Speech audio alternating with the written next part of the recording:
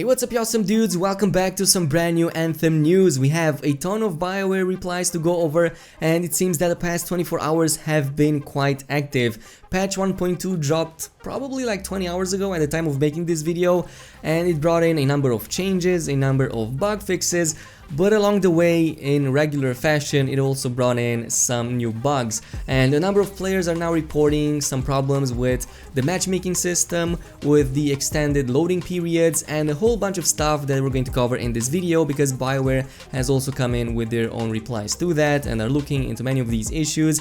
Also, EA Play is a major focus right now for many people, because it seems that, well, Anthem is not going to make it over there, at least not with a live stream. It will make a presence over there, but it's not going to have a live stream because it seems that live stream is going to drop later today. So why that is happening, we're going to speculate a little bit later into this video, but let's start things off with some of the bugs that people are encountering in the game right now. So starting things off with the matchmaking system, it seems that a number of players have been reporting that you can only enter an expedition if you find somebody else. If you don't, you're pretty much stuck into a waiting period, and it kinda sucks. Previously, you could enter an expedition even alone, and you could eventually complete part of that expedition as more people would eventually come in. But since the new change, that is no longer possible. So now players are complaining they can't even get into matchmaking, and it doesn't affect just Grandmaster 3, I think it's going to affect pretty much everything else. But as I've said, this comes in with a brand new change that Bioware introduced,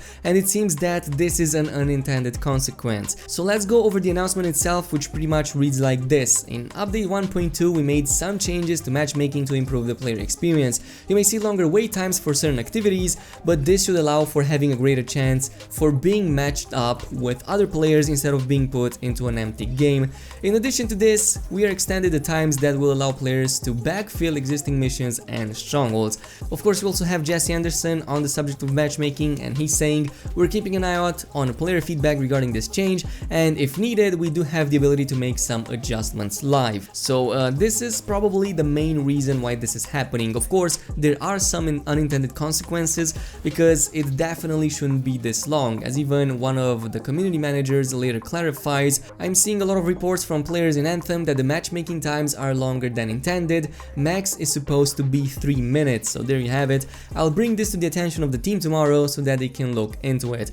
Probably this wasn't the most inspired change, especially now that the player base is pretty much at an all-time low, so they should have probably just let it as it was. But nonetheless, hopefully this gets fixed soon, because it's kinda annoying right now. Also, there were issues with the loading screens. They have been reported to be much longer than expected, and from what I was able to dig up, it seems that it's mostly affecting console players, and in general, performance on the consoles is much worse than on the PC version, even if you don't have like a high-end PC or anything. I have tested this in game. I am playing on the PC. I didn't see any extended loading screens. They are different, but they still seem to take the same amount of time as they usually did, so maybe it affects certain type of people, but there are plenty of reports, at least to warrant this problem to be brought in Bioware's attention. But on top of that, there's a number of bugs that also have been introduced with the new update, or at the very least some changes that not many members of the community are enjoying.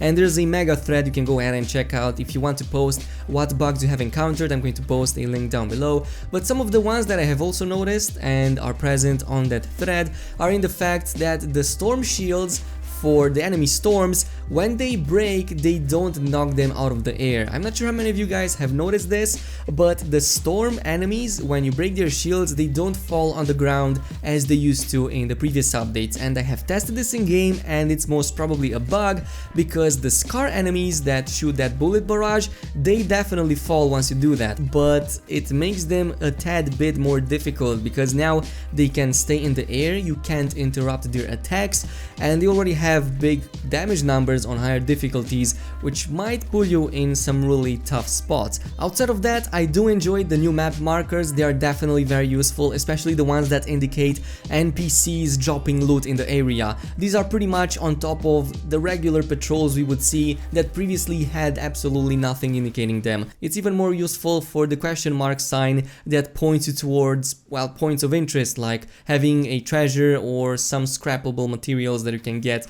and it's really useful. I really like these changes. Also the fast traveling, it makes a whole lot of difference that now I don't have to like literally go from one point of the map to the complete opposite of that. If I want to go to a certain direction, I can just use fast travel to one of the striders. Finally, we also have some concerns about EA Play, and EA Play, you already know how it is. I've talked quite a little bit about it on this channel, about Anthem's presence at this year's EA Play. So it seems that the schedule for EA Play on June 8th has been revealed, and while Anthem is nowhere to be seen, it seems that there's not going to be a live stream planned for then for Anthem. It seems that all of the other games will have, FIFA will, Apex Legends will, funny enough even Sims 4 will, which is a game ages old. And this raises a few eyebrows and concerns, me including, because why would Sims 4 get a live stream while Anthem doesn't? Unless, of course, EA considers Anthem doesn't have anything worth showing at that event, at least not enough to pique player interest, and even more so now with all of the problems that the company has. So I think that is the most plausible reason for why Anthem is having such a live stream on such short notice. It might very well be that Anthem doesn't really have anything impressive according to EA standards, so they are dropping their live stream from that event. But you have to keep in mind two things. First of all, there was no live stream being announced for Anthem. It was only the fact that Anthem will be a part of EA Play, which according to a later tweet is still going to happen. So Andrew Johnson came in and he said, getting a lot of questions about it, so I want to clarify that Anthem will still be a part of EA Play this year. It's not part of the EA Play livestream run of show released today, because we have a stream planned tomorrow from here at Bioware. So there you have it. If you ever had any concerns about Anthem not being a part of that event, well, it's still going to be there. From all of the reports that I'm getting, it seems that a number of content creators have been, well, at least contacted to take part in the event, and it seems that Bioware's presence was always focused on just showcasing something that they have. It seems that it's most probably going to showcase some of the new stuff that is probably gonna not drop until that event is over. So whatever the Cataclysm brings, it's probably going to drop after EA Play, and whoever goes there will be able to playtest those events and the Cataclysm at EA Play 2019. Nonetheless, as I've said, a few more hours until the livestream drops, and it should bring a lot of new information to go over. I will definitely drop a video as soon as possible, but I want to address the elephant in the room, and that is of course the loot. I've talked about loot in the past, and I think we can all agree that no matter how much content Bioware adds, they still need to address that loot issue. The loot right now in the game is not that great for a number of people, and I don't think it's just the fact that Bioware is in general stingy with the loot. I genuinely believe that there is a bug that creates this discrepancy in what players are getting rewarded. Like, I never run a Grandmaster 1 or Grandmaster 2 activity, even in free play, without getting at least one masterwork. Meanwhile, there's players posting about specifically only getting epics. So I'm not sure what's happening, but this issue has to be addressed, and in general the issue has to be addressed because the whole system needs a revamp and the players need to feel rewarded when completing content. The Sunken Cell Stronghold update made that very clear. It was new content, I found it very fun, I still do, it's one of my favorite strongholds, but because of the loot problems a lot of players were still dissatisfied, and I think Bioware really needs to work on that and also address that verbally in their live stream. What they choose to do, I'm not really sure, we're gonna find out in a few hours, but in the meantime, if you enjoyed this video, as always, a thumbs up would be super appreciated. Also subscribe for more Anthem content, and I'll see you guys next time, so peace out.